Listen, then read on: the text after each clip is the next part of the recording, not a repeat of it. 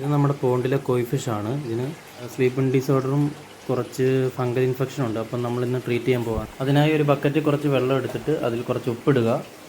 അതിനുശേഷം സെപ്പറേറ്റ് ബക്കറ്റിലാണ് എടുക്കേണ്ടത്. കുറച്ച് വലിപ്പമുള്ള മീനായതുകൊണ്ട് നല്ല വലിയ ബക്കറ്റ് തന്നെ വേണ്ടി വരും.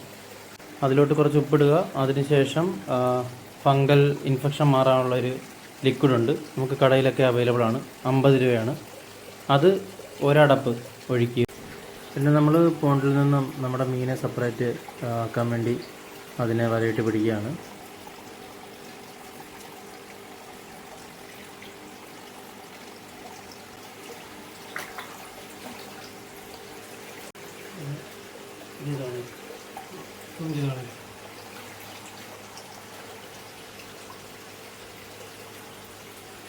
ബക്കറ്റിൽ മീനെ ഇടുമ്പോൾ ഒരു കാര്യം ശ്രദ്ധിക്കുക, നല്ലപോലെ എയറേഷൻ കൊടുക്കുക. നമ്മളിവിടെ ഒരു എയർ പമ്പ് കൊടുത്തിട്ടുണ്ട്, പിന്നെ കുറച്ച് ചെടികളും ഇട്ടിട്ടുണ്ട്.